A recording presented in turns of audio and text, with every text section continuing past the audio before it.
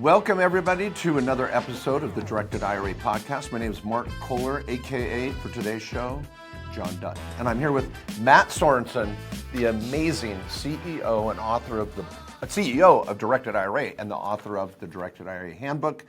And I'm just going to leave it out there as a teaser why we're talking about John Dutton Yellowstone, because this topic's about HSAs, and you don't even know the hidden benefit yet. It's going to blow your mind. Yeah, if you want to own cows in your HSA, maybe you could do that. I'm just saying, maybe you could do that. We'll get to that. So we want to talk about the health savings account. I know you might be like, that's not very exciting. Guys, this is an incredible tax strategy. It's a way to save on taxes. We all have medical, but there's also an incredible investment strategy you're probably not aware about, which is using an HSA to invest in assets you know and believe in. So we're going to talk about how do I get money in an HSA? Why does that help me on my tax return right now? How do I invest it and grow it? And we got some incredible opportunities for you to think about. We're not just talking about putting it in a savings account or even buying a stock mutual fund or ETF. And then third, we want to talk about getting money out of that and accessing that. And medical being one of the most common expenses you're going to have later on in retirement. We all have medical through our lives. So we're going to talk about actually accessing that and how we're doing that in a tax advantage manner as well. And I want to give you guys another couple hooks on this. The number one reason for bankruptcy in America: medical expenses. The number one reason people pull money out of their retirement account: medical expenses. Medical expenses are growing again at an exorbitant rate. We have the MAHA movement. We're hoping the RFK might be able to do something to bring down the costs of healthcare, but we need to take control of our healthcare costs by paying cash. We don't have to rely on the insurance companies. We can control our own destiny with our HSA accounts. There's so many hidden benefits here. Here's what I want you to think about for the HSA. I want to just lay it out there quick. There's a triple tax benefit to the HSA. You get a tax deduction when you put the money in. As you invest it and grow it, you pay no tax as it's growing. Every penny gets to be reinvested and continue to grow. And then there's no tax when you pull the money out for qualifying medical. You don't need to wait till you're later at 59 and a half. That's at any age. And so it's called sometimes the triple threat. Yeah. Triple tax benefit, HSA. There's no other account like this. With the Roth, you have to pay tax, then put the money in. Yeah. Okay, I get twofer. And then with an IRA or 401k, I get a deduction on the way in, but then I got to pay tax on the way out. So I get another twofer, tax-free, or should say tax-deferred growth, and then I'll pay tax later. But with the HSA, you get all three. And then another bonus: there's no AGI limitations. There's no income limitations. It does not phase out. It is on the front page of your tax return. I guess I can't think of a better tax deduction for any American in this country that's on the front page of a tax return than the HSA. Yeah. So now let's hit some of the ways you get the money in. You can put $4,300 in a year. If this is 2025, if you're single, $8,550 for those that are married. This is contribution in. A deduction on the front page of your tax return, like Mark says. You don't have to itemize. You get this deduction on the front page of your return. Whether you take the standard deduction or itemize, you're going to get that. Now, to qualify, you must have a high deductible plan. Yep. All right. So if you have a gold plan, for example, or if you have a Cadillac plan, a really nice health insurance plan, you can't do an HSA, sadly. So you must have what's called a high deductible plan. Now, under the One Big Beautiful Bill, one of the changes was any bronze plan qualifies now as a high deductible plan. And there are some rules on that. Most plans, when you have them, they will say HSA eligible. Even here at our companies or our own employees, we have an HSA eligible option and a health plan, or you have that's usually cheaper, or you have a more cover everything, lower deductible type plan, which is typically more expensive. Yeah, and another way of approaching this insurance issue, if I may, is don't worry about these metals, bronze, gold, platinum plan, whatever. When you're shopping for insurance, whether you're on the state network, the federal network, or using an independent insurance agent, and we all three are alive and well in the country helping people get health insurance, just make sure it's a qualifying HSA plan. That's all you want to ask. Is this a qualifying HSA plan? For those out there that like a little extra info, that deductible limit has to be at least $1,650 if you're single, or $3,300 if you're married. Now, you may be like, holy crap, I got to come out of pocket for $3,300? with my health insurance plan in order to have an HSA? Yes. Now here's the okay part. Most people don't even use their health insurance. And so if you're unhealthy, you're going to go after a different type of plan. But I think statistics are now 70% of people don't even tap into the full deductible even with a normal HMO type plan. They buy health insurance for the catastrophic problems. Oh no, I broke a leg, or I have to have surgery, or I got a terrible disease or some ailment. That's when insurance really should be there for us. And we overdo it. We're buying oftentimes health insurance we don't need. So just get the right type of plan and realize that you're putting away money in savings to cover the deductible. And if you don't use it, that money's growing for you forever. Yeah, and those plans, you'll still have like office visits for smaller amounts and the copays, and so you're still getting that coverage and benefit there. It's just for when you are coming out of pocket, you do have to hit those limits. Again, $1,650 single, $3,300 or so married. It's not that high of a deductible, actually. But this is also, we've said, particularly for those that are healthy, the HSA is an incredible option. You should be considering it for the tax benefits, but also for long-term growth. As we've talked about building wealth, one of the buckets of wealth that you should be building in addition to your retirement accounts, in addition to your Roth IRA or your 401k or solo 401k for self-employed, you should have an HSA bucket. Like, in fact, we put that as like either number 1 or 2 on the list in priority. It's either the HSA or the Roth IRA that we're saying that is the first bucket to prioritize putting money into it because it has such an incredible tax benefit. As we said, it gives you the triple threat. It is the only one where you get the triple threat.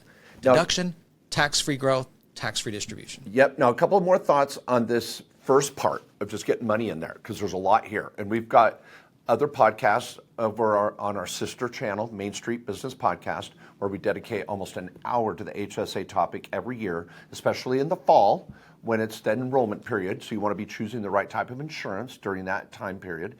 But a couple other thoughts. Once you turn age 65 and are eligible for Medicaid, you can't open a new HSA.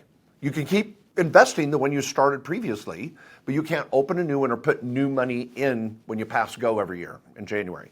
But whatever that bucket is, you can continue to invest it and pull it out tax-free whenever you want.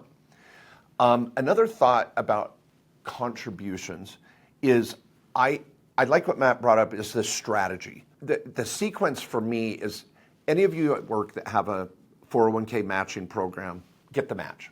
I mean, that's doubling your money. Now, it's only going to be 2 or 3% of your salary. Don't shoot for the stars on what you could put in the 401k. Just get the match. Double your money. Then get out and sit back and go, okay, where else do I want to deploy my savings? The Roth IRA and the HSA, ooh, those two are going to be right up there in the second or third position. Then we're going to start looking at going back to the 401k, maybe putting them in more. Maybe we're going to look at a rental property. So with a strategic approach, you're really building these multiple buckets for diversification, asset protection, and this money is building for the number one cost that you're going to face in life. Yeah. Couple other things. If you're 55 or older, you get to put in an extra $1,000 a year. It used to be kind of clunky how you did this. That was one thing in the One Big Beautiful Bill that was fixed on this, where if you are married and have a family HSA and both of you are over 55, you can each put the extra $1,000 in. Before, you used to have to both go do single to do that, where you could double up on the catch up there for the extra $1,000. You can put the $2,000 in now in a married plan if you're both 55 or older. Love it. There you go. Exactly. One other thing. Now, if one of you's only over it, then one of you can just do the $1,000. But if you're both over, you'll get the $2,000 into that married HSA. Yeah, I love it. And I should say family HSA. Yeah, and one other thing on contributions that I think is important everybody knows, this is not a self-administered account. You're not going to just go open a bank account and say, oh, that's my HSA. This is the one where you have to use a third-party type administrator that's going to manage this account for you. There's companies out there that will give you a debit card with it if you're going to put the money in and pull it right back out, which is fine. But for those who can let the money ride, we're going to come to part 2 here, which is investing that money, letting it go. So you're going to open an account. It does not have to be with the insurance company. It does not have to be with your employer. This is totally portable. You can take this account anywhere you go. As long as you have the right type of insurance, you can throw the money in. If your employer throws a little in, great.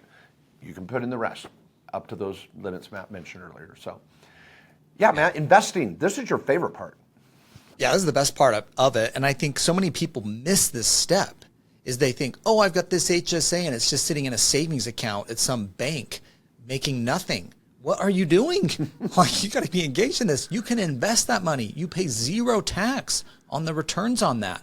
And that comes out entirely tax-free to cover your medical, which, by the way, I'm going to tell you, don't pay your medical, reimburse it out later. We'll get to that in a second here. But as you're investing that money, I want to be focused on growing that, doubling it, tripling it, so you have a bigger bucket, because we know this is going to be a big expense. As you hit retirement, like long-term care, Medicare coverage that you pay for out of pocket, like you can use your HSA for that stuff. Of course, dental, there's so many things you're going to be able to cover for this during your lifetime, and that you can reimburse yourself backwards to, even the stuff that's occurred over your lifetime as you've had an HSA. So we want to get a big HSA at the end of the day. Now, let me just cut to the chase here. My HSA owns crypto. Now you'd be like, wait, I own Solana in my HSA. You can own Bitcoin or Solana? You can actually, as an investment asset? Yeah. Okay, now we have a crypto HSA at Directed IRA, which is what we do here at our company, Directed IRA. You can own real estate and other cool things with your health savings account. So we're not just talking about investing in a stock. You could, or a mutual fund, you could. We're talking about investing in things that you believe in and think can grow exponentially to grow that HSA. Yeah, I was so excited to talk about this today because I mentioned John Dutton for fun in my introduction. But my wife and I recently bought a ranch that, you call it a ranch, it's a piece of land right now. You got to start doing stuff on it to actually call it a ranch, but we're trying. It's land with a trailer. We bought a ranch, and it's in this little valley. We've gotten to know other ranchers and farmers, of course. You go down and hang out at the grill or the little cafe on Saturday mornings, Matt. That's the trick. Just want to give you a little pro tip there. That's where you get what's really going on in town. Yeah, we hit the county fair, the junior livestock auction, all those goodies. But anyway, I asked this rancher down the street, I said, hey, can I buy a few cows in your herd? Now, this was last fall, right before the presidential election, and the MAHA movement with RFK was starting to gain more traction, grass-fed beef, hormone-free beef, and a little more health-conscious beef consumption around the country, whatever. But he said, sure, it'll be on his land. He'll manage them amongst his other herd. And he's like, how many cows do you want? And I go, well, how much are they? He's like, well, you can buy a pair. That's a mom and a heifer. A heifer and a calf. It's called a pair for about $3,500. And he told me how much he would charge to take care of them on the range and then in the fall. And we penciled it out. And Patty and I combined our HSAs, created a little LLC, and we had been contributing to our HSA the last 4 or 5 years, so we had 30 or 40 grand in there, and we bought 9, 10 pair. And so we have 20 plus cows that when we drive through the valley, we can look over and go, hey, those are our HSA cows, and hormone-free, grass-fed, and we could already sell those pairs for about $4,500 to $5,000 right now, just 6 months later. Now we're going to go through the fall. They're going to fatten up to about 1,200 pounds each, those calves, and we'll sell them at the livestock auction in the spring. But we're going to have a 20, 30, 35% return on these cows inside our health savings account. How ironic is that? Maha meat inside a health savings account. We just think it's so fun. And that's just an example of getting creative. You could do notes, you can do loans, you can invest in a small business down the street in a neighborhood that you're excited about a business, let your HSA participate in that. And all that profit is tax-free. Yeah, and your HSA is also owned a rental property. Yeah, that's right. 10 years ago, I bought a little meth lab with my HSA. There's the irony there. But anyway, it's adorable. It's a little low-income housing deal out in Chicago area. But it's still rolling. Yeah, those are non-prescription drugs. You know, yes, that's a, doctor's not necessarily writing a prescription on those. I might clarify on the HSA here, but I think what we're talking about here is self-directing. If you're new to this show, we're talking about your IRA, your HSA, your tax advantage accounts. When you go and invest them, you don't just have to buy a stock or a mutual fund or an ETF. That's not the only investment options. That is when you have a brokerage HSA or IRA. But if you have a self-directed HSA, which you can open a new one, put new money in, you can transfer it from Fidelity or Health Equity or wherever your HSA account's at. You can transfer that existing money, your employer's health savings account. You can always move that money that's just sitting there probably in a savings account or some mutual fund, you don't even know what it is. You can transfer that to Directed IRA and invest it in crypto, invest it in, livestock, real estate, whatever it is you're interested in. These assets are available to you using a health savings account. And the goal here, of course, is we're going to grow the HSA.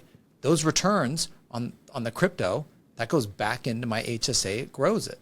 The return on the livestock when Mark sells the cows, that's putting return and investment gains back into the HSA. The rental income on the property owned in his HSA, the gain when he sells it, that's building up the HSA account balance. No tax, all right? There's no tax on that. You're going to keep every penny back in that HSA. It's growing that balance, so you're having those funds available for your future medical. Now, of course, we'll talk about using the money here in a second. You can draw it out now if you want, but why not keep investing and compounding in that tax advantage account? Draw the money out later unless you really, really need it. Yeah, before we hit this third phase, if it's all right, I'm going to give a shameless plug. If you go to KohlerBrittCattle.com, that's Kohler, Kohler Britt, BRITT, cattle.com, you can pre-buy for a nominal fee the right to buy one of these 10 grass-fed hormone-free calves in the spring. And we've already got a handwritten waiting list, but we launched the website this week, actually. It's funny, Matt. Matt was the one that wanted to talk about HSAs, and I'm, oh my gosh, I can talk about Kohler Britt cattle. But it's hard to find cattle to buy that you want to have processed and butchered and split amongst family or friends or neighbors, because these are like $600, $700 pounds of beef when you process a cow that big. So if you're interested in that and you want to watch our live roundup in 10 days, we're going to be doing it with webcams, and you can watch and see us move the herd about a mile and do some branding. And so if you want to watch us on the live webcam and see the roundup, you can get to the Kohler Britt Cattle Company website. It's going to be a lot of fun. So we'll have a link down there on the page too. But I'm so excited to build the value of the HSA so that I can pull it out when I want to, not when I have to. And this is an exciting thing because, Matt, I love how you've talked about this, and I kind of learned this from you, is that I don't have to go have a debit card to go to the doctor. I can just keep track of my medical expenses and then reimburse myself later. And gosh, I think that rule, you can collect those receipts for years. Yeah. I mean, that's the nice thing about the HSA is, like, as long as you had the HSA, you don't have to pull the money out now. Let's say you have medical in 2025. You have $5,000 of medical, and you're like, well, I could pull that out of my HSA and cover that. Why would you do that? Why would you take money out of a tax advantage account when you invest it and grow it and you pay no tax to go cover a medical bill? You already got the deduction when you put the money in. You're not paying taxes, you're growing it. Spending it out of the HSA is the last thing you want to do, because just pay for money out of another pocket of money. Pay for out of your regular checking or savings account. Don't pull the tax advantage funds out. Now you might be like, well, then how am I ever going to get the money out of the HSA? Take it later. Let that money compound and grow in a tax advantage way where every penny of gains and investment returns you have, you get to reinvest with no tax. But the rule for HSA is, let's say 10 years later, you're like, well, now I want to draw up some money out of this thing. I'm in retirement, or my income's down now, and I want to start drawing on this HSA. And now it's in 2035. Well, can I only take out just, medical that I have in 2035? No. All the medical you had in the last 10 years, you just track it. You can pull it out 10 years later in 2035. That $5,000 in 2025 you had that you decided to let stay investing, and now that $5,000 represents 20 or 30 grand from all the investment returns and gains, pull that $5,000 out later in 2035. And so it's about being a little more strategic about it. A lot of our clients who are tax savvy take that approach where they're like, why on earth would I drain money out of this tax advantage account to cover medical? I got the tax deduction already when I put it in. Well, I love your example, but I will say, why in the world would you do it? there are a few listeners that don't have another pocket full of $5,000. Well, they obviously, yeah. So Yeah. Some if people there's are like, I the need other it. pocket, Yeah. and I've done that, and I think that's kind of the even my own HSA. You know, when I was in my late 20s and 30s, and I had an HSA, I only put money in to take it right back out. Yeah. Right. I had a $2,000 medical bill or something like that, or my kids needed braces. I put the exact amount into my HSA, and I took it right back out because I needed the deduction. That's the way you have to do it. You got to launder the money that way if you want the deduction. But that was coming right back out. But then my mindset shifted because I'm like, I don't need to draw it out. I can start saving and investing my money. Yeah, And would I do that in a brokerage account? No, use the HSA, no tax. Yeah, it's so powerful. Now, let's answer, what can you take it out for? Now, this has actually gotten broadened with recent legislation, but let's just start with the baseline. IRS publication 502. You can Google it, put it on your desktop, on your laptop, print it out. It's kind of thick, but it's got a great index, and it goes through every possible medical expense: dental, eyes, physical therapy, chiropractic, prescription drugs, and everything that could or will not be allowed to be reimbursed. But the list is much, much broader than you may think. I had some clients that had an autistic child, and they were doing special education therapy for speech therapy and all sorts of things, all covered under the HSA or deductible under a HRA, a 105 plan, a whole other concept, because they were a small business owner, because they had even more expenses than their HSA could cover. But what you can pull it out for is just a laundry list. And in 2020, with the CARES Act, it allows now over-the-counter drugs and even teletherapy and all sorts of non-prescription expenses that you can get reimbursed through your HSA. So that's really exciting, because I would just make this recommendation, as Matt referenced. Have a spreadsheet somewhere, or a file, or a folder, if you're paper mindset or paperless mindset, whichever one it is.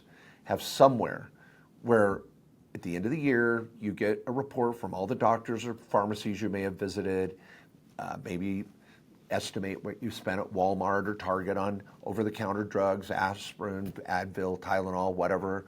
Kind of do a little schedule. Here's what I spent in 2025. Just put it somewhere. Done.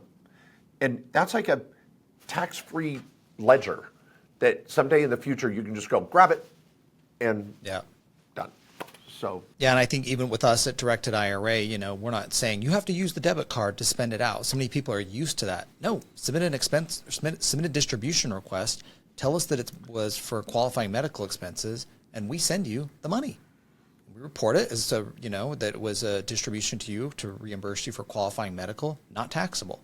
Now, one big thing that happened in the One Big Beautiful Bill that was a buzzkill was they stripped out an early provision that said gym memberships would be able to be an expense in your HSA, and that was going to qualify as a medical expense. Sadly, in the final bill, that was snuck out. I thought it was a lame move, but because that would have been cool. You could have covered, your HSA could have paid for your gym membership, which makes sense. We need to get people, focused on that and a healthy lifestyle, but that was pulled out. So if you've seen any of the commentary on that, even my own videos or any of the stuff like that, just know that the qualifying medical expense for a gym did not make it into the final One Big Beautiful Bill. yeah, now there is some strategic planning here, kind of gray area planning. I don't want to say gray, just interpretive planning. Let me reference a couple other publications you'd want to consider. Publication 969. The IRS website has so many resources on this. Code section 213D, which is going to allow for long-term care coverage insurance. Your HSA can start paying for long-term care expenses or insurance. And there's a lot of case law out there that the courts have said, the tax court has said, if a doctor prescribes a certain therapy, like you need to go swim every day for physical therapy, there's cases, and we've had clients that have put in a swimming pool, one of these Michael Phelps type lap pools for physical therapy, and their HSA has paid for it, or they've deducted it as a medical expense. So that's something you need to work with your accountant on and make sure you understand the rules, and having a bona fide prescribed method of rehabilitation or a certain therapy. And it can be deductible under this as well. Absolutely. Yeah, they call it letter of medical necessity. So if your doctor, physician, healthcare provider gives you a letter of medical necessity saying this is medically necessary for you for physical therapy, you could have where a gym membership is definitely something that you would be eligible for because of some type of illness or disease, or I don't know, it could be a weight issue even that could be causing some medical problems. So you can doctor then, but it's not an automatic gym membership qualifies right now. Now, what I love about this, Matt, too, I just want to add another interpretive issue, and that is service animals. The CARES Act did not specifically address emotional support animals as allowable medical expenses that can be reimbursed for through a flexible spending account or health savings account. But there is clear guidance about service animals, therapy animals, guide dogs, hearing dogs, mobility assistance dogs, seizure response dogs, all of these types of animals that are specifically trained for a medical condition, tax deductible. And some people go, well, I've got to itemize, and then my AGI comes into play, and blah, blah. That's why you use your HSA.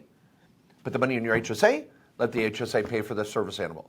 And so that's another little loophole or workaround that's pretty interesting. Yeah, and that makes sense. I mean, those dogs, those animals have cost to them, and that's part of your healthcare spending. And for those of you that have those medical conditions where you need that type of service dog, that totally makes sense. I love that little tip there. So let me just summarize here, of course, the HSA. We love it because you get a tax deduction when you throw your money in immediately on your tax return. You're saving money now.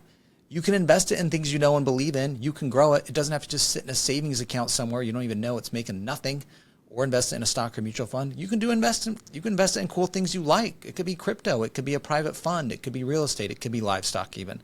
Maybe even you buy some livestock from Kohler Cattle Company. Who knows? And for more ideas on what you can invest in, besides stocks, bonds, and mutual funds, come to our AltAsset Summit, by the way. That's October 16th and 17th, altassetsummit.com. From all these different things we've talked about, real estate, multifamily, oil and gas. Maybe we'll even have Mark Kohler talk about livestock. President of Kohler Cattle Company. Maybe we'll do a barbecue. Little speech and, some ribs. Could be good. Some little filet mignon, steak skewers.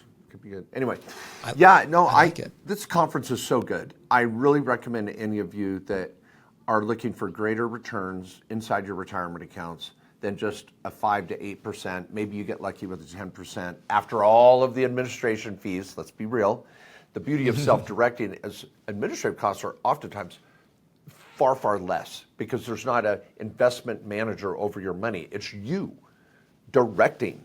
Get the word self-directing, where that money goes, and the ROIs could be incredible. So please come to that AltAsset Summit, either in person or get the remote link.